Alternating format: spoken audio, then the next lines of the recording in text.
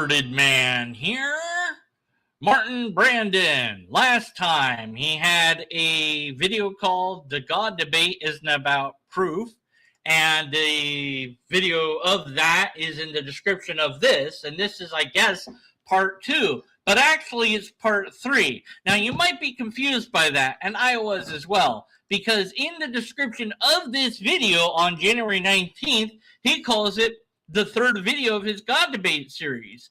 But then on the same playlist, he has a video that was 2 days ago, which would make that video 3, not video 2. But video 2 is video, and that so I don't know. We're just going in playlist order. It doesn't matter. We're going to read everything. We're going to read the description. I'm going to complain about the length of the name of the video. Because, only I'm allowed to have really long names, like my book, Caught Between an Infinite Hope and a Finite Despair. Only I'm allowed to make short things long. For some things, I might need, like, blue pills or whatever. But for most things, I can do logic. So let's just skip all that other stuff and talk about logic. So the video is belief in God irrational and intellectually weak, or is it based on unexamined assumptions? Wow, that's one heck of a loaded question. I would say neither. Belief in God is rational in the sense that it's rational that humans would believe in any given proposition that enhances internal cooperation in the society and a collection of like-minded people. So that belief might be God. It might be any number of things. It might be political in nature. It might be like shared music tastes or whatever. So when you go to a concert and you talk about the songs and the person, the band that's doing that with other people there, you're going to have a good time because you all enjoy that. You go to an anime convention, you're going to talk about anime with other anime enthusiasts, So you're going to find your little niche and you're going to, talk about that with other people that enjoy that. So that's perfectly rational in that sense. And then as far as being intellectually weak, no, there's plenty of people that are very smart that also happen to believe in God. Vis-a-vis, there's also plenty of stupid people that believe or don't believe in God. So being intellectually weak or not weak is not the problem, nor is it being rational that is or isn't the problem. Now, rational in the sense of rationality in our brain rather than rational in the sense of reasonable are kind of different things. And we get into the muddy ground of, problems with natural language because different people mean different things. But I see this and I go, well, no, nobody, I don't know who's made this argument. And again, last time he made a very weak straw man argument that it wasn't really anything about anything. He said that it wasn't about proof, but actually it is about proof. He wanted it to be about emotions and feelings, the typical, whatever that we've heard many, many times. And none of it really made any sense at all. But, that doesn't matter. Also, the argument sucked. So now we're going to see, this false dichotomy of irrationality, intellectually weak, or is it based on unassumed assumptions? And it might be. It depends. I don't know. The person's faith and religion varies from person to person. Some people will just go into a church and just believe whatever they're told. And the same sort of person might go into a cult and believe just whatever they're told. There's that guy, that End Times dude, and he just made another video. I said I was going to stop talking about him, but, I got to mention him a little bit. And that he was wrong like every single time. Like every one of his videos is him predicting the end date and then changing it later. And he had said that the 24th was going to be it at midnight, and then that didn't happen. And we all said, oh, you're going to make another video with another date. And he did do that, even though in the prior video he said that he wasn't going to do it. He did. And people, amazingly enough, people still believe in him as if he would know anything about anything. He's been wrong every single time, but people are still like complimenting him and being like, keep going. We believe in you. We believe in Joshua. It's like, look, guys, how many times do you need to be wrong before you give it up? But, that's the thing, is some people are just determined to keep believing no matter what the evidence is. So it might very well be that some people are like this. But what I suspect is he's going to show that, yes, there's smart people that believe in God. Yes, there's are these assumptions examined? He's going to maybe point out that some people have examined them or say that they do.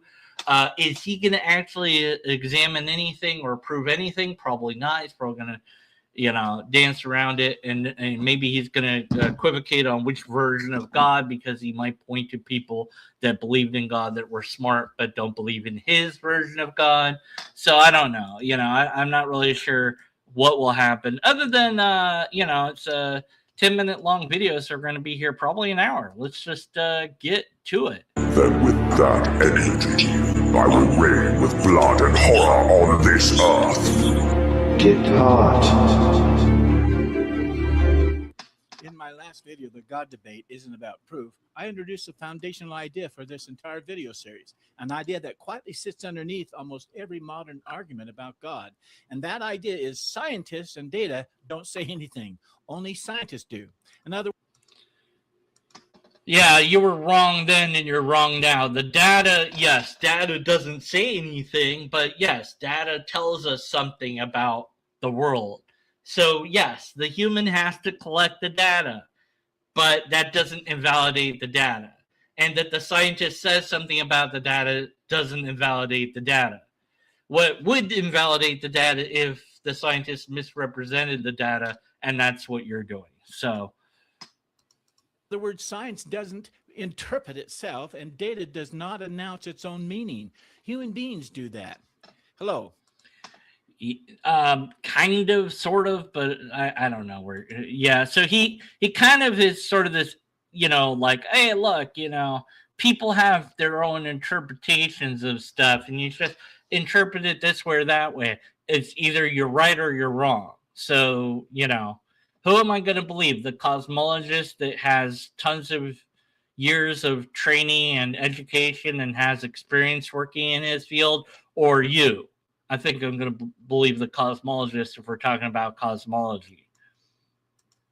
Welcome to my channel. I'm Martin Braden, and I'm beginning a new series of videos that I'm doing for 2026. And this is the second video in that series. Okay, hold on. Now, you said it was the second video, but in the video description, it says, is belief in God intellectually weak, or is it based on the claim on unexamined assumptions? This is in this third video of my God debate series of videos for 2006. We explored the widespread idea. So it is the second video, but he called it the third one. And I'm just gonna say, you mean second video? I'm just gonna tell them that in the comments. I'm so confused. I said, even as I said, is this the third video? What happened to it? He said, you check the playlist thing, but that didn't resolve the problem. Anyways, it's my hope that you'll find this series informative, entertaining, and worth your it's entertaining. Science is extraordinarily powerful at describing how the universe behaves, but science is not equipped to answer questions of ultimate meaning, purpose, or value. I don't know about that. I think that depending on how you utilize science, it can indeed inform us of the answers to these questions. Psychology, if psychology is a subset of science, might be able to, figure out broadly speaking, what humans want, need, desire. And hell, we don't even necessarily need psychology to do that. It's just basic human or other living needs. People need food, they need water, they need a place that is safe from predators and other threats. They prefer locations where they can change the temperature to what they want it to be. So, that's all scientific in nature. So I think that this is just not incorrect, that we can't use science for these ideas. In other words, why the universe exists. Those kinds of questions belong to worldview. And well, the why question, as probably I covered before, but I guess we'll cover again, is not necessarily even a coherent question. And last time I mentioned studies done on children where they ask the kids, why is the rock pointy? And kids will say, this so the bear can scratch its back. Whereas older kids and adults will be like, it's just pointy. That's just the way it is. There is no why to it.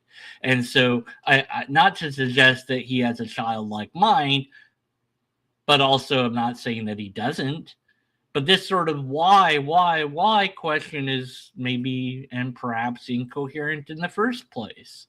So maybe you're wasting your time asking, And it's funny because Aaron Ross just had a video up where the person's like, well, why does the universe work like this? Or, they were like, well, how do the cells know to do that? It's like, because it is. There you go. That's how it is. There isn't a deeper explanation.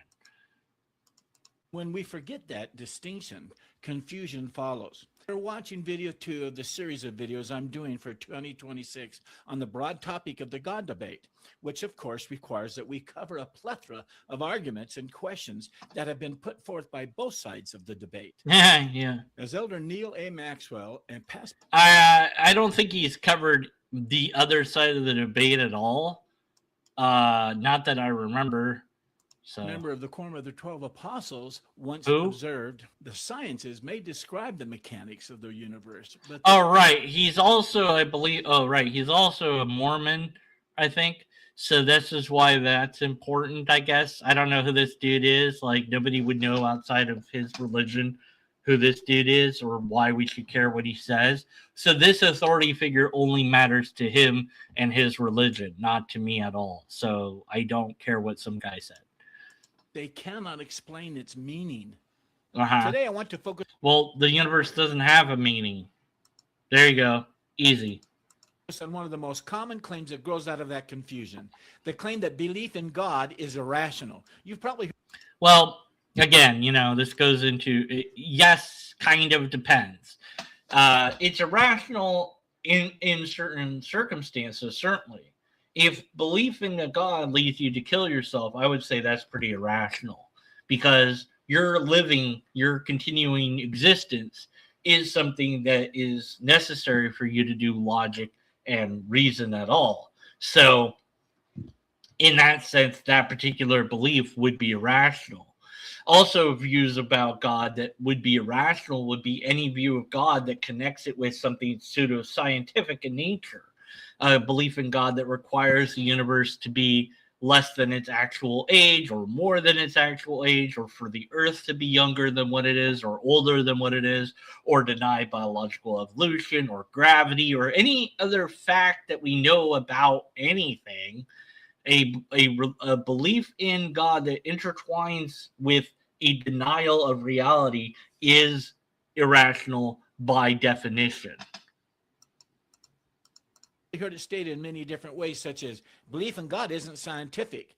Faith is believing without evidence. Modern people have grown out of religion. Well, yes, faith is belief without evidence. Now, I'm sure he's going to equivocate on what the word faith means all over the place. I suspect he'll try to make faith into trust, even though that's not biblical in nature. The Bible is pretty clear about what faith is. Faith is the belief in the substance of things we don't have and can't see, etc. So it pretty much, I think the Bible lays out what faith is. And if you didn't need the word faith, and if you could replace it with trust, then just say trust. If you don't need the word, don't use the word. But anyways, as far as belief in God not being scientific, well, that's correct. Science has nothing to do with God, and belief in general has nothing to do with science. And science is a methodology for exploring our world and understanding it. Whether you believe in God is separate from science. So yes, belief in God is independent of science. So that's an incorrect idea. Again, the rational, I covered that. and modern people have grown out of religion. Well, that would be an appeal to modernity or appeal to novelty as an argument, and that's why I would object to that. But I don't know that anyone's actually making any of these statements, because I don't think he's going to give any example of anyone that's ever actually made these statements. But yes, religion is dying out in the modern day and age. We're seeing more and more people choose no religion over any religion in particular. Church attendance has gone down a lot. People are coming out as non-religious, and more people, and then people are coming out as non-believers as well. So it does seem that religion and belief in God is somewhat dwindling in our modern age, slowly and surely. And whatever I can do to accelerate that, all right, sign me up. These statements are often delivered with confidence, even authority, as though science itself has settled the God question once and for all. Now, notice again, he's saying science has settled it. No, scientists don't talk about this unless they're doing philosophy or they're asked directly about it. So that's just a straw man. But before we accept that conclusion, we need to slow the conversation down, because the first question we should be asking is not, is belief in God scientific? The first question is, what does it actually mean to be rational?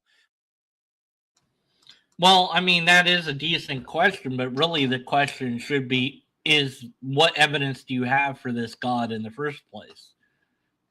Or really what your methodology is going to be. But sure, we can go down this rabbit hole. Let's see if we can get what rational means right at all. Rationality does not mean believing only what can be proven through experimentation. Wrong. If that were true, science itself could not get off the ground. Science rests on assumptions that cannot be tested by science. No. Assumptions such as the belief that an external world exists independently of our minds. No, it doesn't rest on that assumption at all. Not even a little. You don't have to believe that to do science. So that's incorrect. This is nothing more than a construct straw man of what science does or doesn't promote, or how science works. And you'll notice 0 citations. No anything to show that he's correct about any of these assertions, not even a little, because he has nothing to support this assertion. So no, just no to it, and you're wrong. And so where's the proof that this is true? You don't have it. That our senses are generally reliable. It doesn't have to believe that either. In fact, we know that our senses can fail us. But yes, for the most part, we have no choice but to rely upon our senses. But science recognizes that our senses can be wrong, which is why we're so damn careful in science. You know, maybe you've seen those little things. I don't know what they're called, but they put them in the little test tube and they go dink, and then it's like dink, and and it's better to have a machine do it than a person. But whatever. And they do it like there's 100 of them, and it's the same damn substance, and they're testing it like a lot of it. Why so many tests of the same darn substance? Because repeatable tests allow us to get an idea of what's going on, and then, hey, instead of just one brain looking at it, we have 2 or 3 or 20 people looking at it, and then when that paper is written, that gets sent out, and scientists go, "Oh, time to attack that paper!" Nom, nom, nom, nom, nom, nom. And then they try to point out that it's wrong, because then that's great. They love doing that, and they're like, "Okay, yeah, that's great. All right, it was wrong. Cool, back to the drawing board." Or it was right. Okay, we tried to disprove it, but we couldn't. Yay! Because that lowers the probability that we're getting things wrong by observation. So you're getting this wrong when you say it in this really boiled down, bare basic version, watered down version, also known as a straw man. That logic reflects real relationships and that the future will resemble the past. Okay, logic reflecting real relationships. You don't need to believe that to do science. Or the future resembling the past. You don't have to believe any of this to do science. You don't have to have any belief to do science. Okay? You don't need any. You just do it, and then you see whether or not you got a result that makes any that holds up. Okay, it's not that difficult. We've hopefully all done some scientific experiment in the past. Here's a simple one. Oh, wow. Amazing. Look. Oh, it worked again. Oh, my God. Every time I do this, the same damn thing happens. So there you go. I didn't have to rely on any of these beliefs to do that experiment. I just write down what happens. I go, hey, look, I am holding stuffed lobster in hand. When I release it from my hand, it goes in a direction that we call down towards the table, lands with a thud. And I write down this observation, and some other person like Robin here can come and say, hey, I tried that and it also worked. Oh my word, that's amazing. Hi, Robin. I hope you like your song. That's good. I kind of feel a little weird about what I wrote, but I went insane with it. So, because you said do whatever. So I did. So it's your fault. Anyways. Okay, whatever. So this is nothing but a straw man of science. Now, why is he doing this? Well, because he doesn't like science, I guess. Because misrepresenting science will weaken its position. And that's what he wants to do. So rationality isn't what he's talking about, because this isn't anything to do with rationality or science or anything like that. So he's misrepresenting what it means to be rational as well. None of those assumptions can be placed under the microscope. None can be verified by a controlled experiment, and yet... Yes, actually, many of those could be explored through experimentation, but that doesn't matter. Without them, science collapses. So, here's the key realization. Science depends on non-scientific beliefs. No, it does not. Not even a little. It doesn't depend on that. It just depends upon the person performing the act of science. So this is nothing like I'm just going to keep repeating myself. It's a construct straw man. Not religious beliefs, but philosophical ones. That fact alone should cause us to pause when we hear the claim that belief in God is irrational simply because it cannot be scientifically proven. No. And you're going off track. You're supposed to be talking about your subject. Your thesis statement is what is reason or rationality. And by going off into these hedges, you're no longer talking about it. So if this is an essay style argument, you get an F. The philosopher Alvin Plantinga made this point forcefully when he said, quote, if our cognitive faculties are the product of blind evolutionary forces, then we have no reason to trust them. I don't care, and he was wrong. Our cognitive senses and faculties are the result of evolutionary forces. I don't know why he put blind there, but whatever. And as far as trusting them fully, no. But to some extent, yes, because we would not survive as species if we could not identify reality. You would, as an individual, also not survive very long if you cannot identify reality, to some extent. Now, well, of course, people do find ways to overcome different various hiccups in evolution, if you will. There are blind people that function, and people that have no hearing that function, and people that are blind and deaf that function. So they have found ways to navigate the world. Now, that person's survivability in a situation like the African plains would probably be very low. The tribe would have to decide if they wanted to keep that person around or if they were too much of a liability for that tribe. So it might be that they left that person to die once they figured out they couldn't see or hear. They might even think that that person was cursed by a god or something like that back in those, back in that, or I would say back in that time. But we have tribes that are hardly contacted today that might have similar beliefs, for all I know. So, and practices. So it really would depend upon, the tribe's desire to keep around somebody that would perhaps be a liability for that tribe.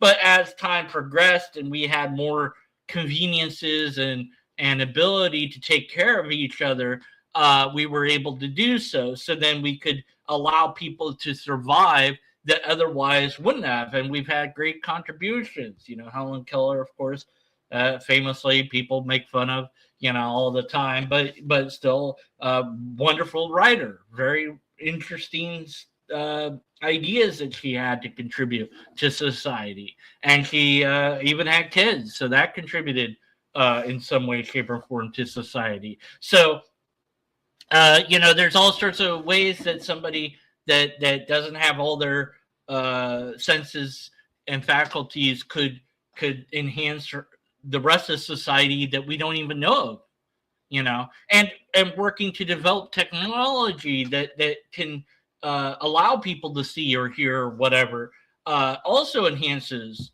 our ability as a species to thrive and do different and better than we're doing. And so, we've given people the ability to walk that couldn't walk, and we're working on spinal injuries and all sorts of things that we're doing that's just amazing that we can only do because of science, that you're just kind of going, whatever, you need philosophy belief. And it has nothing to do with belief in God at all. And so it's a ginormous tangent. But yes, we cannot always trust our senses 100%. We can trust them to some degree. I don't know what that degree is, or even if we can quantify it. But we can also check with other people to reduce the likelihood that my sensory input is incorrect. I think that this is a stuffed lobster. You can tell me if I'm wrong in the comments below and or the chat if you happen to be here live. And if enough people say, hey, Deacon Verman, that's not a red stuffed lobster, that's a purple dinosaur stuffed animal, I'm going to have to start thinking, well, maybe they're right. I don't know. I need to check in on this. I need to, find out what's going on, because, they could be right. I would love to do an interview with somebody that's blind from birth and ask them, like, how they know that anything is real. Like for all they know, everybody could be lying to them about what things look like, I mean, yeah, you can feel stuff, but what do how do you know what is going on? I mean, I'd love to ask that question, but at any rate, I don't know. But this whole thing is just, well, if evolution, then we can't trust our senses. Well, evolution is true, and also we can't fully trust our senses. So this is a half-truth, and also it doesn't matter. Whoever this guy is that you're quoting from, don't care. And again, he doesn't link to anything at all. He just says names like I should care. So it's appeal to authority of some sort, probably the wrong and erroneous authority on top of that. Evolution is true, and we cannot trust our senses fully. But this is also an appeal to consequence. And so there's multiple logical reasons to object to this quote. From a Latter-day Saint perspective, this dependence on multiple kinds of knowledge is not a weakness. It's a truth to be acknowledged. The Lord himself recognized that truth operates in different domains. Okay, so again, just to remind everyone, so I just want to go back a little bit. Because this is what we were supposed to be talking about. Let's go back here. Hold on. Let me mute this for a moment. Okay, let's just get to this. So what does it mean to be rational? That's the thesis statement of the essay. Okay, logic and reasoning, evidence and facts, open-mindedness. I don't know about open-mindedness per se. Okay, what does it mean to be rational? Yes, logic and reasoning. That's part of it. Evidence and facts. That's part of it too. I would put also being skeptical as part of that. And questioning. And seeking to find if you're wrong rather than to confirm if you're right, because proving yourself wrong enables you to learn something new. Trying to prove yourself right, you're going to find things that confirm your bias, and that's one of the many problems brought up about the LLMs, the AIs that talk to us out there, like ChatGPT and such. That they just confirm your bias. They just affirm you. They're like, yes, you're right. Yes, good idea. Yes. And they're like always agreeing with you. And I'm like, I tried to make it like not agree with me. I'm like, look, push back on everything, be brutal, be honest, be scientific, be logical. And it's like, and it will tell me that I'm wrong. And I'm like, okay, yeah, you're right. I am wrong, but I'm going to post it anyways because screw you, stupid chat GPT, which then makes me go, why the hell did I use it then? Which is probably good because I don't want to use it that much anyways. But yeah, so the chart that he's showing, he's not even talking about. He went off topic. Where's science on this chart? It's not even up on there. I don't know where he got this from, if he made it with AI or he found it somewhere. Weigh options, avoid bias, and follow the evidence. Critical thinking, seeking truth. Okay, yeah, I'd say that except for open-mindedness, I would change that to being skeptical and questioning if you're trying to prove yourself rather than right. And that's what I would say being rational is. But he's not talking about any of that. He went from that to science is wrong. Science isn't wrong, but it relies on these beliefs, see? And these beliefs aren't really scientific. So ultimately, science has beliefs too. So it's okay to believe in God because it's a belief. And if science has beliefs, then it's okay to have a belief in God. But that has nothing to do with rationality at all. So we're way, way off topic. And so it's completely and wholly irrelevant. So as an essay-style argument, which I would consider this as, because it's certainly not a syllogism, he failed already. But anyways, we're going to listen to more nonsense, I guess. Whatever the Latter-day Saints believe, I don't really care, but we'll listen to it anyways. Kinds of knowledge is not a weakness. It's a truth to be acknowledged. The Lord himself recognized that truth operates in different domains. He did? And he declared, all truth is independent in that sphere in which God has placed it. Huh? That's found in Doctrine and Covenants, section 93. Science has... I don't know what the hell that is. Doctrine and Covenant? This is Mormon stuff, so I don't know. I don't know Latter-day Saints stuff. I mean, I don't care what the Bible says. I'm certainly not going to care what that book says. So that doesn't prove anything to me at all. Has its sphere, philosophy has its sphere, revelation has its sphere, and wisdom comes from keeping those spheres distinct while allowing them to inform one another. President Russell M. Nelson emphasized this balance when he taught, the pursuit of spiritual knowledge is just as legitimate and just as real as the pursuit of scientific knowledge. Who the fuck is that? I don't know. Some other guy said something. I don't. All is it? Belief in God from an LDS perspective does not begin with blind acceptance, nor does it begin with the rejection of reason. It begins. Really? So where's your proof that the golden plates were actually a legitimate thing? Do you have proof of that? No? Okay. Just checking, you know. Begins with recognition that human knowledge comes through multiple channels. Channels such as rational reflection, personal experience, moral intuition, historical testimony, and personal revelation. Why doesn't your picture reflect that? I think you just used AI to get a picture, and then we're so damn lazy that you didn't bother to use a different picture for what you're talking about. What the fuck? Anyways, bad presentation aside, a lot of those things that you mentioned are not ways to know the truth. They're ways to deceive yourself. So that wouldn't be rational. Or the Book of Mormon offers one of the most balanced descriptions of this process found anywhere in religion. Oh, now he's just saying stuff. Oh, man. The Lobsteress offers the most robust scientific words ever recorded in any religious book. In fact, it's like a giant paragraph of science. And then after that paragraph, it's like, look, we have the most amount of science of every other religion. Haha, we're right. It's, I love it. Whoever wrote that was brilliant. I don't know who wrote it.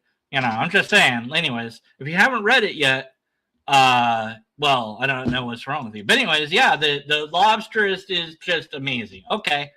Religious literature.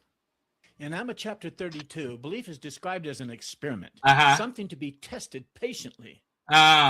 Tested patiently, rather than, I don't know, in a controlled environment where we can duplicate the test many times. So how do we test it? Whether it's patient or not, I don't know what the hell that means. I think that just means wait until it works, which it won't, but we'll just keep waiting and trying again. Like that guy keeps predicting the end of the world. It's like, well, I mean, if you predict what day you're going to die, eventually you'll be right. But with the end of the world, that at least in the Christian version of it, that's not going to happen. We might very well end the human species and most of life on Earth. And I mean, you know, one of the things that we're doing is bound to do it. You know, we're screwing up the climate and AI is taking over. I don't know. It's good times, man, but whatever. Anyways. Fully and honestly over time. Notice what Amma does not say. He does not say, turn your mind off. He does not say, don't question. He does not say, accept this without evidence. Instead, he invites seekers to observe what happens inside themselves as they live according to the certain truths that they're. That's circular. Because, and that's not observing yourself as you live this truth that you haven't yet established as being true. What? No, like, okay. Oh, my head. Okay, so I could observe objective ethics, for example, you know, OE. He has a real name or different. I don't know. I think he has used it. I don't know. I'm just calling him OE, whatever. Anyways, if I know his name, it went out of my brain, and I apologize. And if he doesn't want to share his real name, maybe he has a pen name. I don't know. Whatever. Anyway, my point is, see, my brain's fried. Hold on a moment. Just okay. I stopped thinking about Robin's breasts. Okay, that was in my song. Don't worry about it. We'll play that song at the end of this video. Why not? Cool. Okay, I can observe him, right, from an outsider. I can be like, okay, you know, it's kind of invasive to do so, but whatever. I'll just be like, I observe his life and what he's doing and be like, okay, you know, I agree with that decision. I don't agree with that decision. Okay, okay, the way that he did his girl there, yeah, that's pretty good. You know, I don't know why I'm watching him do this, by the way, but I'm just saying, like, you know, it's like, that's an interesting way to go to the bathroom. I didn't think about wiping my butt like that. I don't know, whatever. I'm just saying I could have hypothetically observe all of that and be like, blah, blah, blah, blah, blah, blah, blah, and be like, okay, now what conclusions can I draw from this? You know, well, that's not enough because I just have one dude. You know, that's one data point. And then I'd have to, like, observe, you know, somebody else. Nobody else is in chat right now. Captive Desk. I'll observe him going bathroom and having sex or whatever else he does, you know, and be like, oh, yeah, you know, and that's a second data point and so on and so forth. Okay, then from all of that data that I now have, I can make some sort of conclusion about human behavior, broadly speaking. And the more data points I have, the better that conclusion will be. Okay, but I cannot assign a value judgment to that without slipping into my own beliefs or lack thereof.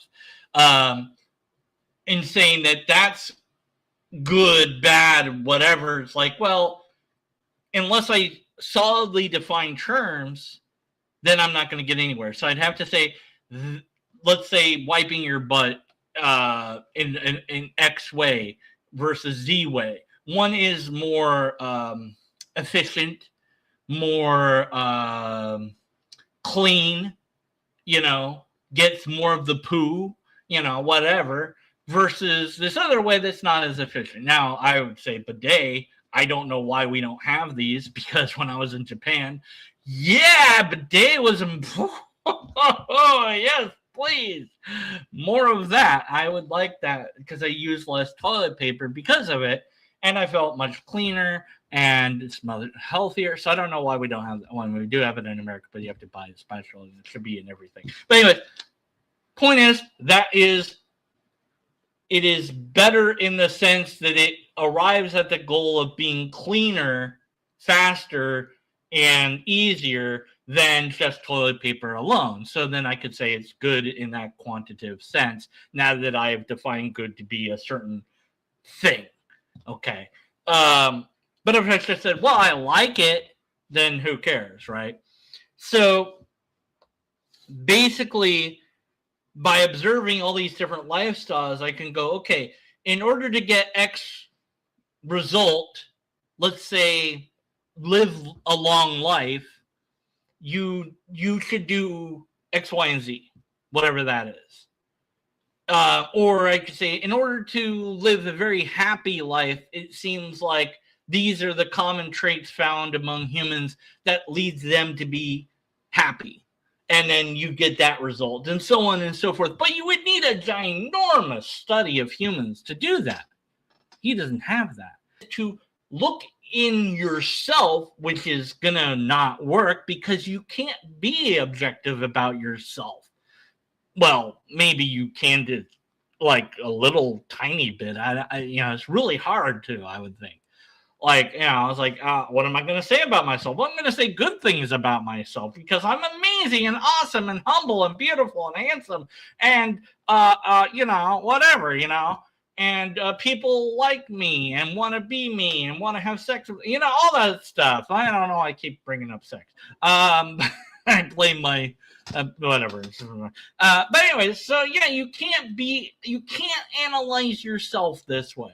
But this is the same standard trope among other religions where it's like, just be our religion and see the difference in your life. Well, of course, if you follow that religion and you do whatever it tells you to do, your life's going to be different. Whether you enjoy that or not, I don't know. You might really despise it and not like it at all. What if, and then if you don't, then you just leave the religion, right? And plenty of people have for that reason. I don't know how many, but I mean, some amount of people. I don't know. So we cannot just use our own personal bias to examine ourselves. We're the worst one to do that. We would need an objective or at least a non-self person to observe me, to tell me what their observations are about me. Okay. And then we would need more people to do that. The more people that observe me, the better the data is going to be. Now, they can't see inside my brain. Okay. So maybe we're going to need a machine that does that as well. How deep are we going to go with this experiment? And that's what we're lacking here, is any actual experiment. You just say, look at how you live once you believe what we believe and see how different you are. Well, you already believe what you believe then. So there's no test to run. This is a non-test is what I'm trying to get to. Oh, all right. They're learning. That approach assumes something profound, that human beings are capable of recognizing truth through experience and not just through calculation.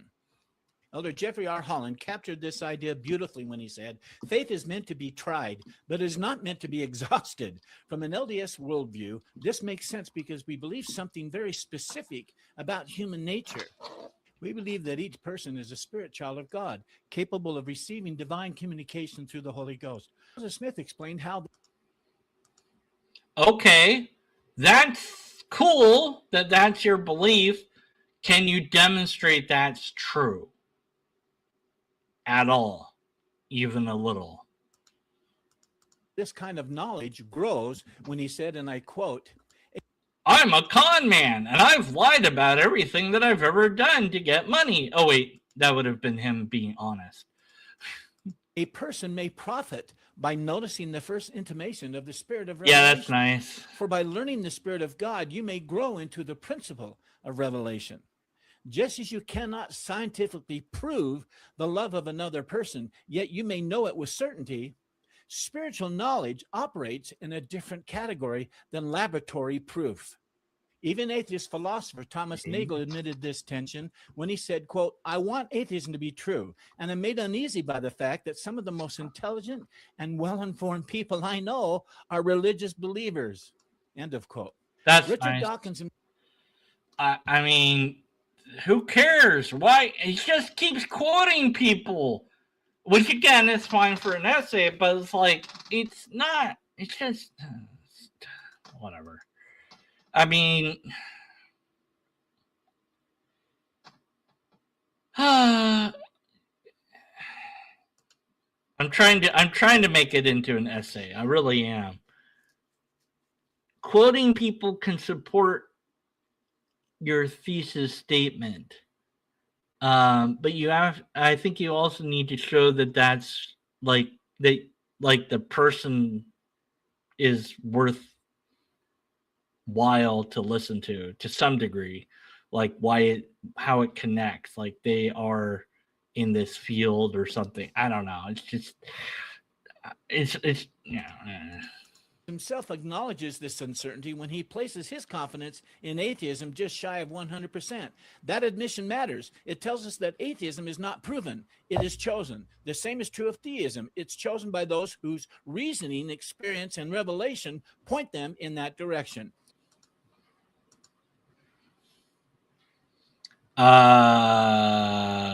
Prove it. I mean, you can say whatever you want, but we need something to prove it. So, what you got? Because I haven't heard anything that proves anything yet.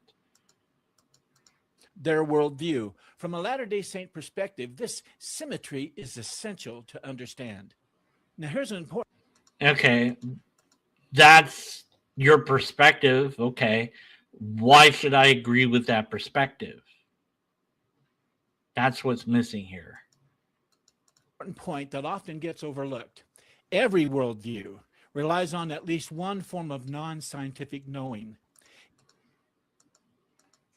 Really? Every worldview? Are you sure about that? Atheism does too. Atheism isn't a worldview. Atheism assumes that reality is entirely material, that nope, it doesn't. Consciousness emerges from chemistry alone, and that moral values are human constructions. No, atheism doesn't assume any of those things. Atheism is simply the position that people don't believe in God, the end. And or the very, well, I mean, after my survey of 12 people, I'm pretty confident in saying that the zeitgeist is that atheists, non-believers all agree that the word atheist means we don't believe in God and nothing else, pretty much. But yes, there is another version that says there's no God, but even in that doesn't mean anything either. So this is just wrong. Those assumptions are not scientific discoveries. They are philosophical commitments born of a worldview. Again, the Book of Mormon teaches that human beings... So right back to your religion. So after saying, hey, a worldview relies on an assumption that's not scientific, but that even if that was true, so what? And also you said science itself is dependent upon non-scientific beliefs, which is also untrue, but whatever. And even if it was true, it's just like, what? And then you're just going straight to your religion. This is incoherent. My goodness. Are moral agents, free to choose, accountable for their choices. As it states in 2 Nephi chapter 2, we are free to choose liberty and eternal life, or to choose captivity and death. Well, that's a false dichotomy. It's our choice. President and prophet of the Church of Jesus Christ of Latter-day Saints, Dallin H. Oaks, explained this principle when I don't care. And I quote, "Agency is not freedom to choose without consequences, but freedom to choose which consequences we will accept. whatever. Choice always exists in conditions of incomplete certainty. If God's existence were mathematically provable, agency would disappear. If God yes, I love this. This is a weird statement. How do you know that at all? Like, how in the hell would you even know that that's correct? How would that? Why would that work? Why? I don't.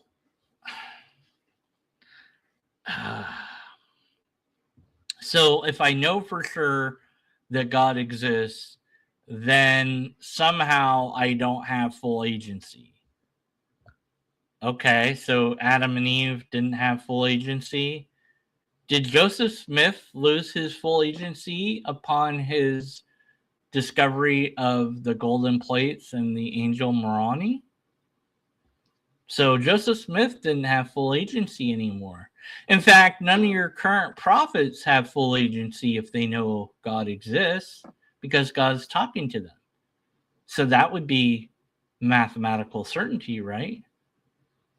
So basically, if at some point you lose your agency once you have empirical evidence, repeatable tests, or a sound argument of God. So you must not ever have that in order to maintain agency. I don't know. It sounds like perfect brainwashing to me. How about this? My agency is independent on whether there's proof or not of God. There's no proof of God. So I don't believe in it until there is. And then once there is, then actually my agency is applicable now because I can choose to follow God or not. I can, obviously, I mean, the angels do, apparently. Satan did, apparently. There's plenty of characters in the Bible. Abraham talked to God. Did he lose his agency? All the, did Jesus have agency? I mean, it's just nonsense. God's non-existence were provable, meaning would collapse. Instead, we live in a world where belief must be chosen, and chosen beliefs carry moral responsibility. I don't buy the whole beliefs are chosen thing because you can't just choose to believe I'm a lobster, at least not immediately. So do any of the Bible people that met or saw God, including your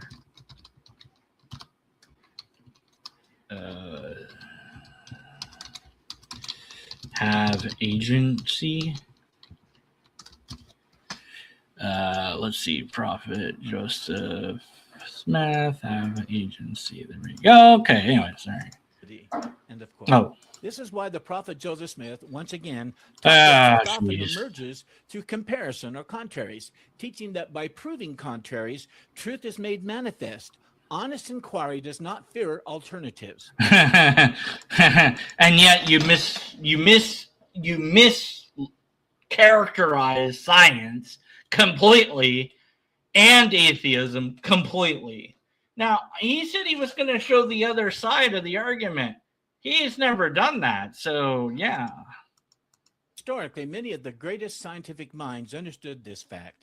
Okay, so Isaac Newton had a different God than your God. Remember I said he was going to do that? Yeah, he just did. Isaac Newton believed the order of the universe pointed to an intelligent mind. He wrote, and I quote, "This most beautiful system of the sun, planets, and comets could only proceed from the counsel and dominion of an intelligent and powerful being." End of quote. These examples do not prove God's existence or the product of divine. Oh dear, I hit the sorry. System of the sun, intelligent and powerful being. End of quote. These examples do not prove God's existence. Yeah, and by the way, also these examples have nothing to do to support your question that you're supposed to be answering. But they decisively undermine the claim that belief in God is incompatible with rational thought. How? You didn't demonstrate that at all. Nothing you've said shows that to be the case. I actually kind of agree that rational idea in the sense of the way that humans operate, that's rational. But rationality as a discipline, no, you cannot use rationality to get to God. Not that I've seen, at any rate. And you certainly haven't done so in this video. So, from an LDS perspective, this makes perfect sense. Doctrine and Covenants teaches that intelligence is eternal, not an accident of matter. It is. Past apostle, But they're just, I mean, that's your teaching, but you need to prove it. Woodsoe was both a scientist and an apostle. I don't care. Taught, quote, science and religion are not antagonists. They are allies in the search for truth. No. Religion asserts and science investigates. Science has not had its mind, but religion has. Religion says this is how things work. The end. And science says, I don't know, let's figure it out. In itself is not a cosmic fluke, a reflection of an ordered universe governed by a rational God. That's nice. That belief helps explain why mathematics maps reality, why consciousness exists. No, it does. What? No, that belief doesn't explain anything. It's just a belief. It's just madness. At all, why moral obligation feels binding, and why meaning stubbornly persists. Atheism offers alternative explanations for these realities, for sure. But those explanations are not self-evidently superior. They simply begin with different. What? Atheism doesn't offer any explanation to anything at all. It's not a thing like that. Oh, so much frustrating. Why can't you get it right? Why can't you get it right? All right, we're almost done. Assumptions, which brings us to a realization that reframes the entire debate. The God question is not a battle between science and ignorance. It is a conversation between competing worldviews.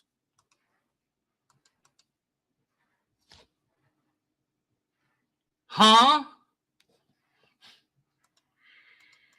Atheism and theism, each interpreting the same universe through different lenses, through different glasses. As Jesus himself taught, if any man will do his will, he shall know of the doctrine. That's found in John chapter 7. Circular reasoning is still circular. Knowledge, in other words, follows honest engagement. In the next video, we'll turn. I wish you'd had some honest engagement here. To one of the most emotionally charged arguments in this debate, the God debate, the problem of suffering and evil, and ask whether it truly counts as evidence against God or whether it reveals something deeper about agency, moral law, and eternal purpose. But until then, I invite you to reflect on this. If belief in God is irrational, what assumption must be true for that claim to succeed? That humans are irrational creatures. And are those assumptions themselves beyond question? Yeah, I mean, humans are irrational creatures, so that is pretty much beyond question. It's a true statement, so yeah. I look forward to the opportunity to share my perspective on this big question, but until then, I wish you continued success. Goodbye. All right, bye-bye. Well, I mean, you know, he's a nice guy, I guess, you know, but his argument sucks. It is, it's like, it's just, wow. I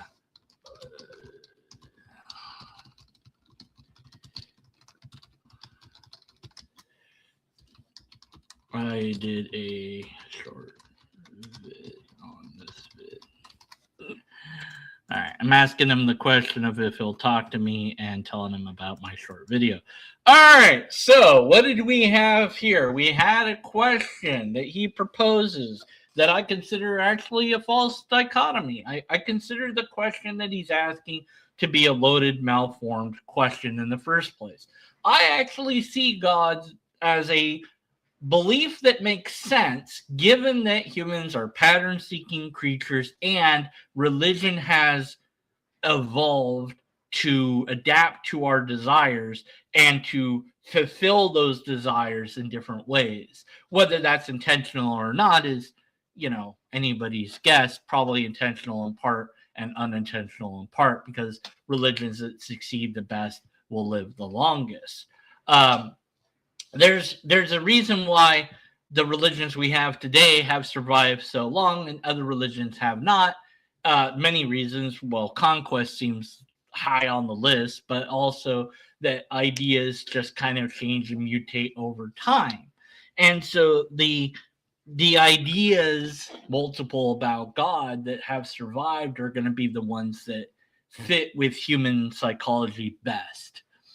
The idea God offers answers to ideas that we have concerns about. What does it mean to be here? Why do I exist? What's my purpose, my destiny, my cosmic significance, if any? Why is the universe here? How, what is on the, why is any of this? Why is this a thing? Why? And skepticism doesn't offer an actual answer to that. Well, it does, but also not. The answer is don't know, and that's very unsatisfying emotionally for some people. For me, I've grown to accept and love and embrace the mystery and be like, that's cool. We don't know. Maybe we'll figure it out. I don't think I'm going to figure it out anytime soon, but somebody somewhere hopefully will. And if not, well, that's okay. Whatever. I accept that this is something that I don't know. Why am I a human rather than a cat? I wasn't born a cat, but why not? It's just how it is. And when I believed, I had beliefs that I thought were true, but they were unexamined. I had not looked into them even a little until I decided to actually do that for real. Now, there are ex-Mormons on YouTube who did that too. And of course, the church, doesn't want anything to do with them, calls them heretics, all this, excommunicates them. And I don't know if any ex-Mormons have debated a Mormon. I don't know that Mormons debate. I mean, this is the first apologetic Mormon I've encountered, so I really don't know. But it is unique in the sense that you can become God if you work hard enough in Mormon theology. That's kind of neat. But I have a logical argument against that works pretty decently, in that if any Mormon has successfully become a god, then that God has the ability to come back in time and let me know that it's worthwhile to become a Mormon so that I can become a god. And or if I became a Mormon, then I too would be a god, and I'd come back in time and tell myself. And since that hasn't happened, then either Mormonism is not true, and or no Mormon has worked hard enough to become God. And if you can't become a god, really, what's the point? I mean, honestly, if you can't get that, really, what's the point in being a Mormon? I'm just saying, like, yeah, you're saved. Who cares? I want to be God. That sounds pretty cool, But I'm sure they have some sort of apologetic that covers why that experiment doesn't work. Well, your agency would be negated if you knew that you became God. And like, I don't give a fuck about my agency. I want to come back in time and tell myself to become a Mormon so that I can become a God. Duh, so that didn't happen. So I don't have a reason to become a Mormon. But other than that, I also don't have any empirical evidence or any repeatable test, and I certainly don't have a sound argument to be a Mormon. But all that aside, the focus on this particular video was to say, is it rational to believe in God? And as I said, I can view it as understandable, I guess would be the good word to use. Rationality refers to a system of reason, and that is logic and skepticism and questioning and evidence and all that. And that doesn't seem present for religion. People will discount explanations of the world or parts of the world. They'll question evolution, they'll question the age of the earth, whatever scientific ideas. And when it comes to the religion, like here in this Mormon thing, it's like, look at Mormon stuff. Look at Mormon stuff. How many times did he bring up the Book of Mormon? Several times, right? At least 2 or 3 times. I didn't keep track, but and then how many times did he cite somebody that said something? And it's like, why should I care? Why should anybody care? I'm saying stuff, but that I'm saying it doesn't matter. It only matters if it's actually true or not. That's what really matters. And we don't see an exploration of okay, it is reasonable to believe in God because X, Y, and Z. You know, I've given a version of how you could say it's reasonable, and that it's reasonable humans have psychology that leads them to believe in God because God's been made to fit that. Whereas that doesn't mean that it's rationality in the logical sense. So a different version of the same word doesn't apply. And so we have some equivocation going on there, and that's a problem. So to avoid that, let's maybe use a different word. And that makes it, let's just say that it's understandable that people believe in God. Is it logical? Is it scientific? No, not at all. And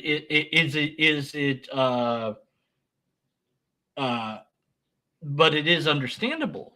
And for all I know, there is a God. I don't know. I don't even know what God is in the first place.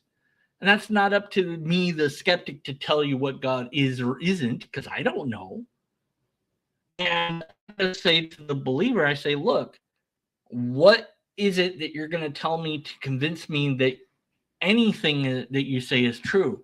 And when you present all this nonsense about science believing X, Y, and Z that I know for sure is not true, that I know for sure you don't need to believe any of those things to do science, that I know that everything on his list is not confirmed or agreed upon by science, and if necessary, I could actually demonstrate that to be the case,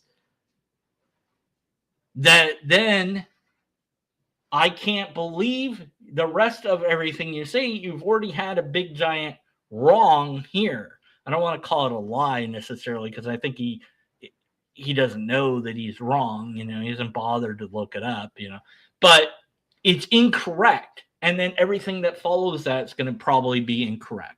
And in this case, actually, everything after that did appear to be incorrect in some way, shape, or form. And it never established that it was actually reasonable to believe in God. But even if we could establish that, let's say that we somehow said, hey, yes, it is reasonable to believe in God. Would that make God real? Not necessarily. It might be reasonable, but that might not make it true. Ooh, there's something to think about. All right. Well, anyways, hey, there's tilting. Way. And we've got Indian Lake, Ohio, saying this. I want to say what they said because I've never seen this name in chat, so I want to highlight this. Let's see. Religion presupposes truth and searches for evidence to support that truth. Science is open-minded and follows the scientific method to find truth. I agree, broadly speaking. I think we could tighten that up a bit if we wanted to be finicky and picky with it. But yes, I agree. Why did it take Mormons, until 1978, good year I was born, to find the moral agency to allow black people into the church? Well, because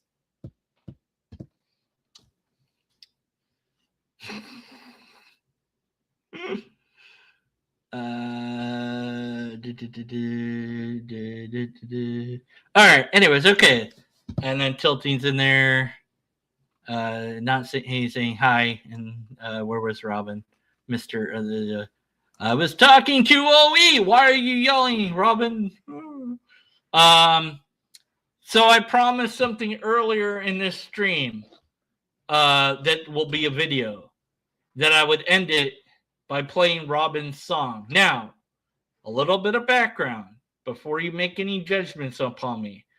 Robin said in a chat that I was in, where's my song, Deconverted Man? Because Objective Ethics has a song that I just wrote the lyrics. I threw it at AI. It did everything else. I just wrote the lyrics. Okay, that's easy.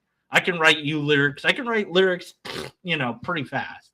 I could write a poem. It depends on the type of poem, but it can. The more I know about you, the better the song and or poem will be, because it will be fitted to you. So if I don't know you that well, it's going to be, surface level stuff.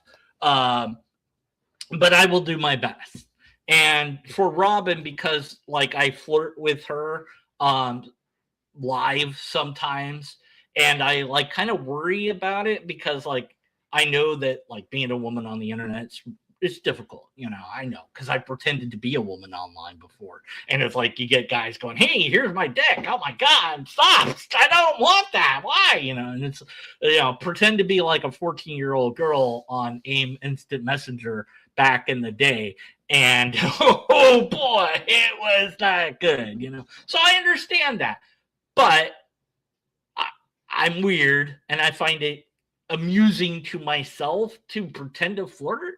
And I flirt with whoever in chat, like it does, But also, I'm aware that some women, rightfully so, will be like, "Look, that's wrong. Don't do that." And if she tells me not to, I will never do it again, because I want to respect that, and I respect her autonomy and all that. And I'm like, look, if I'm doing something wrong, tell me, because I don't know. I'm stupid. So all that in mind, this song is not my fault.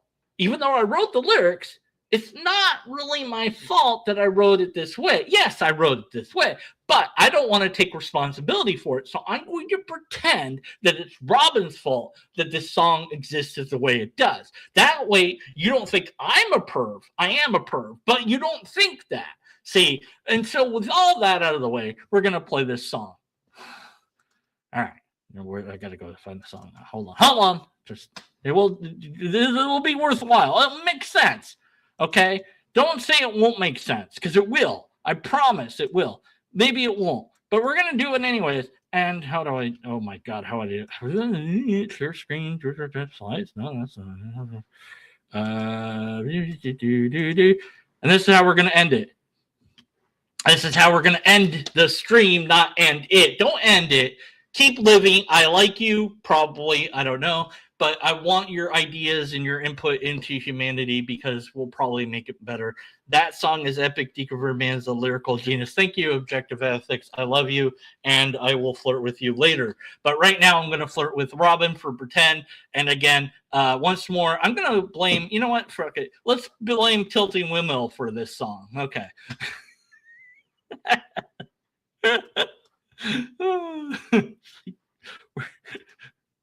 Let's make sure the volume is over here. Can you hear it okay? Just want to make sure.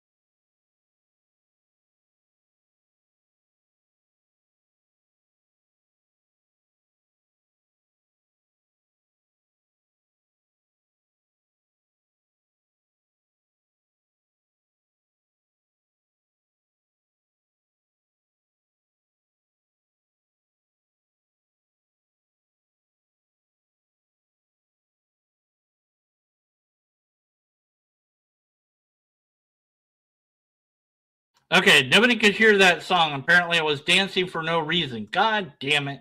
Okay,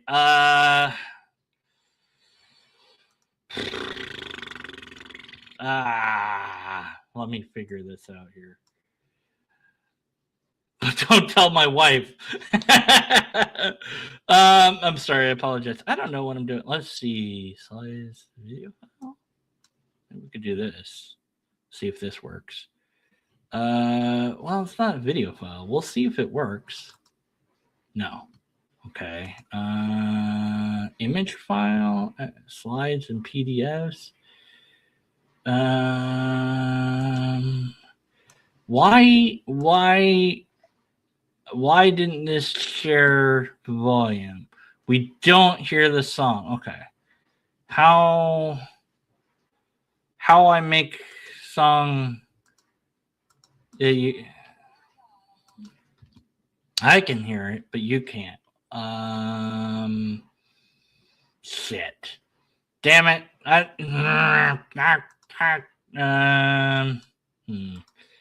Extra camera, video, extra camera. That's not good. What if I how that damn it. Look, I'm going to end the stream by doing this. If I can figure out how. Let's see. How wait, let's see. Okay, there's that. It's got that. All right. Manage layouts, no audio, default microphone. Maybe if no, let's not do that. Let me go to YouTube here for a second. Let's see. Look at my own channel, look at my live, and we'll see if I can hear me. Okay, then I'll take off this, and then I'll play this, and I'll see if that works.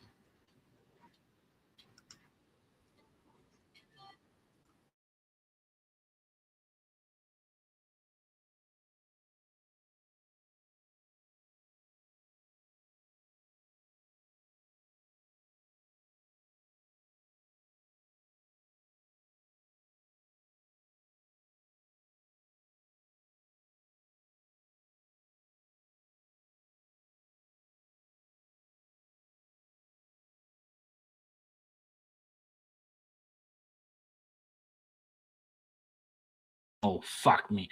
Okay, you know what? We're not going to do it. We're not going to end the stream that way. I lied. I was wrong. But instead, I will upload it as a video. That's the only, or no, I'll upload it like on my Google Drive. That's what we'll do. We'll upload it on my Google Drive and then put the link in the description. That way, if you want to listen to it, you can. So I guess I could try to sing the song myself, but I'm not very good at singing. So anyways, we're just going to end this. That's all. Until next time. See ya. And after next time, be skeptical. Wait, what? That made sense. Don't worry about it. Dang nabbit. I don't want to share that song. I'll put it in the link.